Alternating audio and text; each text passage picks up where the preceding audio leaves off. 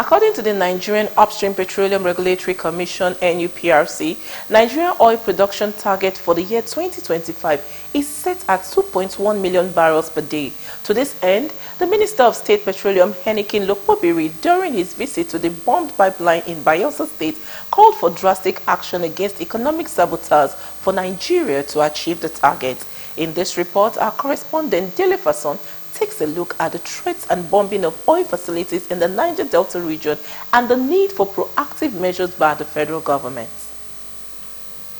The recent bombing of oil facilities in Rivers State during the suspension of the embattled governor Simelai Fubara and the Bayelsa bombing, coupled with the renewed threats by militant groups for the recall of the suspended governor, have put security operatives on red alert because the economy suffers the damages.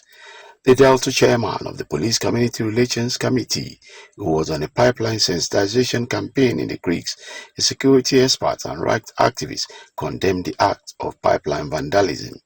And part of our campaign is to see how we can bring the community closer to the police and other security agencies, sister agencies.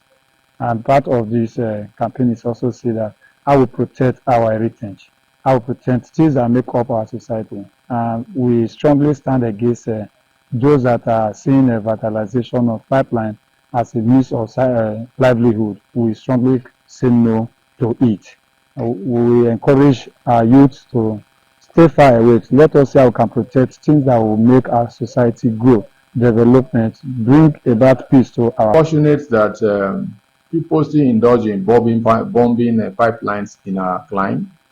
I expected that by now, because of the devastation that comes with bombing of pipelines, people would have, disassociate themselves from such kind of character, but it's still very much there.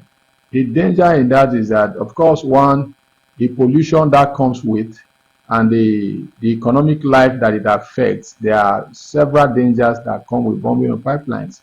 Apart from that, it impaired on the royalty accruing to the government of the Federation. So that's great sabotage by anyone who indulged in pipeline. To those indulging in the act of disrupting our oil pipelines, I would say that it should desist forthwith, because it will affect the economy of the nation, because Nigeria becomes our hope of oil production. And whenever these pipelines are being destroyed, it takes government extra money. It takes also from our economic coffers more financial strength to put them back in. The security experts call on the federal government to be proactive in bringing perpetrators to book. So I believe that government should be more courageous. Government should have the gut to deal with crime and criminality. Anybody caught should face the law.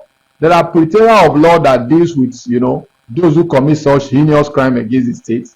But because of political considerations, government just keep, lip service at some point. They say one thing and they do another thing. So a lot more has to be done by the government. So community leaders and also CSOs must already around the government to ensure the pipelines are not being disrupted.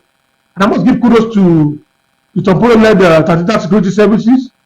They've been doing an amazing job to protecting our pipelines, and I must say they must continue to maintain the momentum, and kudos to them for all they've been doing now. In achieving the 2.1 million barrels per day oil production benchmark, security agencies must up their game in ensuring that perpetrators are not only brought to book, but face the full wrath of the law, as safeguarding Nigeria infrastructure is key to the growth of the economy.